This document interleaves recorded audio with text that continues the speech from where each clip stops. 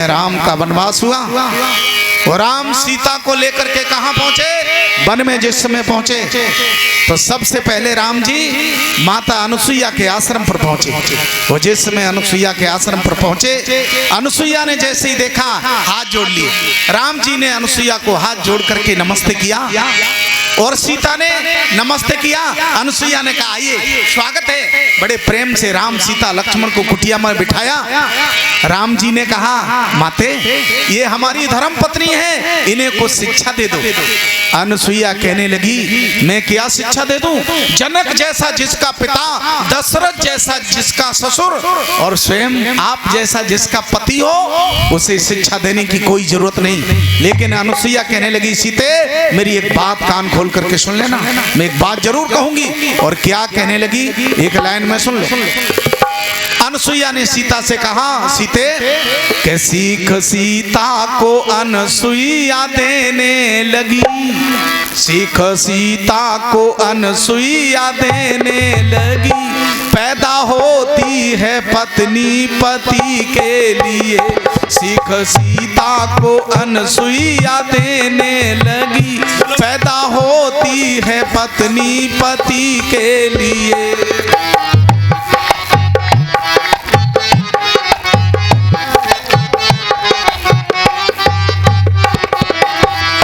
सीखो सीता को अनुसुईया देने लगी। पैदा होती है पत्नी पति के लिए, पैदा होती है पत्नी पति के लिए, पैदा होती है पत्नी पति के लिए। सीख सीता को अनुसुईया देने लगी, सीख सीता को अनुसुईया देने लगी। पैदा होती है पत्नी पति के लिए।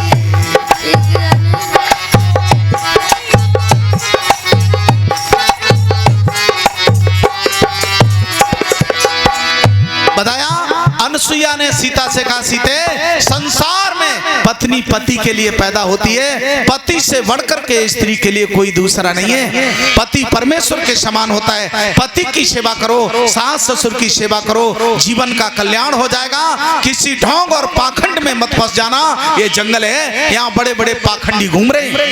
सीता को समझाया, लेकिन आजकल की माताएं बहनें सीता से आगे जा रही हैं। अच्छा बोलो, इतने लोगों ने राम को जीवन को सुना, रामायण को पढ़ा, सीता का कोई एक गुरु हो तो मुझे बताओ। राम के तो गुरु हैं, वो गुरुकुल में पढ़ने गए। अच्छा सीता का कोई गुरु है? कृष्ण के गुरु हैं, वो सांदीपन के यहाँ पढ़ने गए। रुक्मणी का कोई गुरु है? लेकिन आजकल की माताएं बहनें सीता और रुक्मणी से भी आगे जा रही हैं। ये जरूर जाएं हरिद्वार में कान भुकवाने के लिए है, और जब वहां कान भुकवाने के लिए जाओ और फिर कहो कि आसाराम का दोष है या राम रहीम का दोष है, बोलो किसका दोष है? बड़े दुख की बात।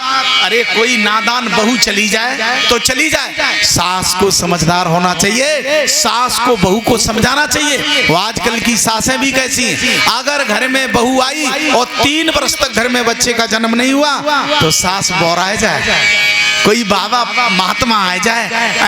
तो जैसे यहाँ रामनगरिया का मेला लगता है ढाई घाट में महा में, अभी लग रहा है कतकी पे, देखना तमाम बहुओं को लेकर के महात्माओं के पास जाती, बाबा हमारी बहुआ के कोई बच्चा ना आए हो, उन्होंने कहा हाथ देख लो।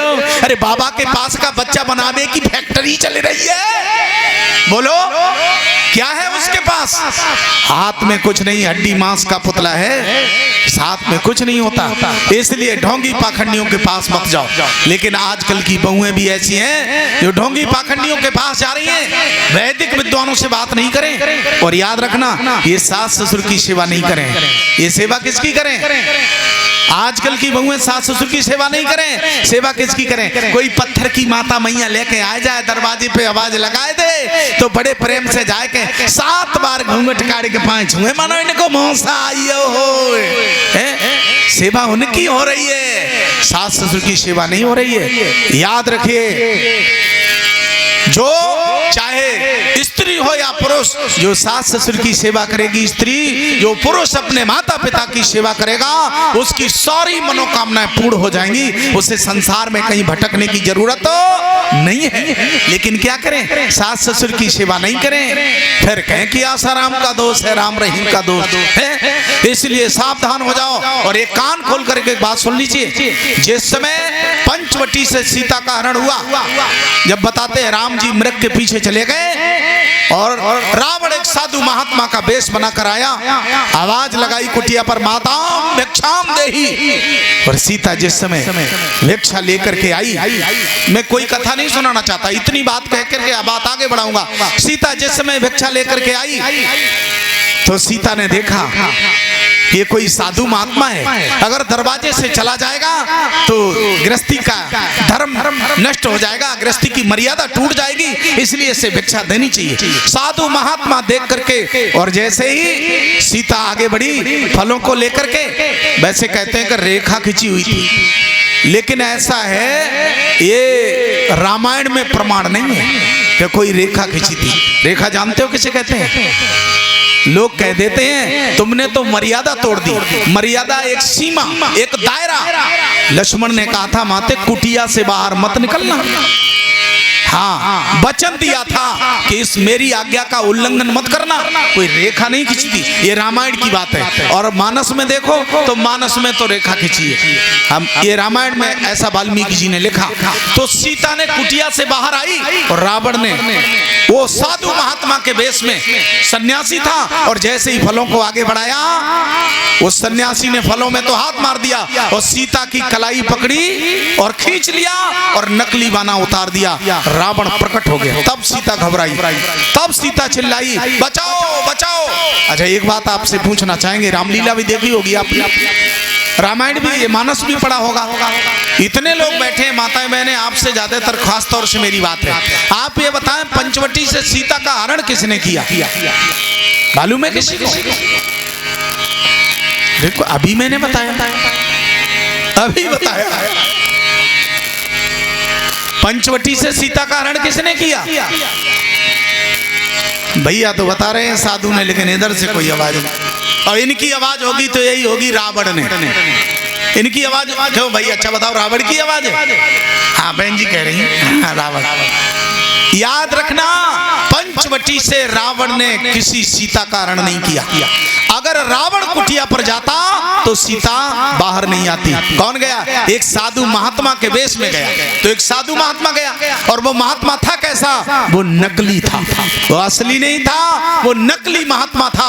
और नकली महात्मा के चक्कर में सीता कुटिया से बाहर आई तो उसने एकदम से कलाई पकड़कर खींच लिया और अपना वेश उतार दिया।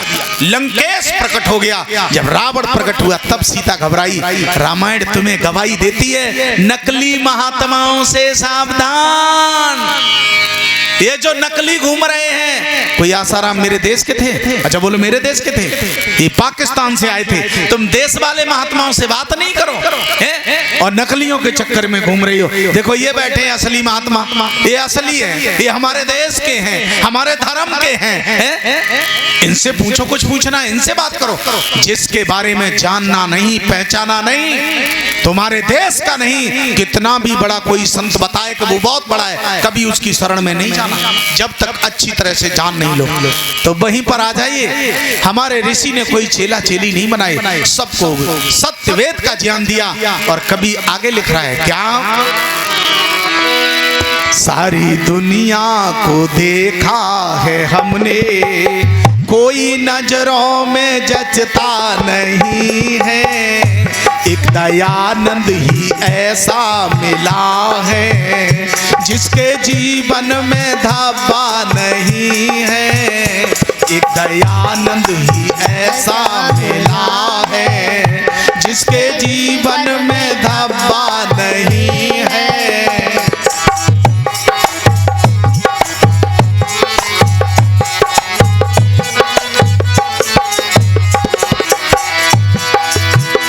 जिसने आर्य समाज बनाई, सोती भारत की जनता जगाई जगाई, सोती भारत की जनता जगाई, सोती की जनता जगाई।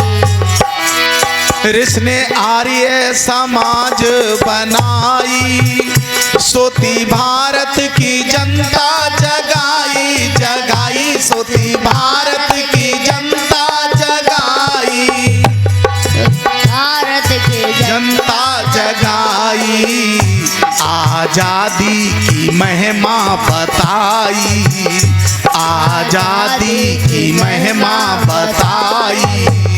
आर्य बंधन में रहता नहीं है, सारी दुनिया को देखा है हमने, कोई नजरों में जचता नहीं है, सारी दुनिया को देखा है हमने, नजरों में जचता नहीं है।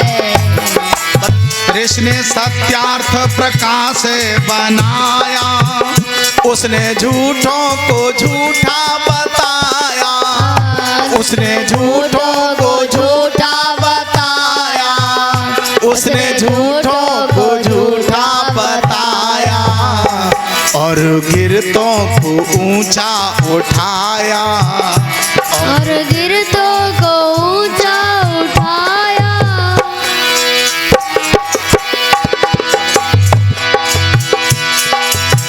उसने बिछड़ों को फिर से मिलाया, और गिरतों को ऊंचा उठाया उठाया, और गिरतों को ऊंचा उठाया, और गिरतों को ऊंचा उठाया।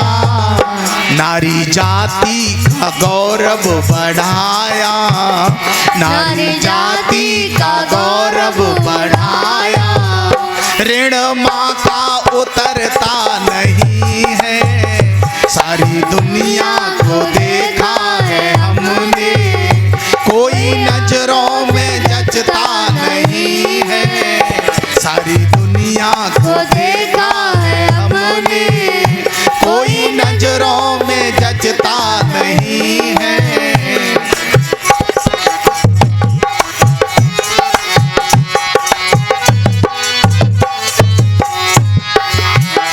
सारी दुनिया को देखा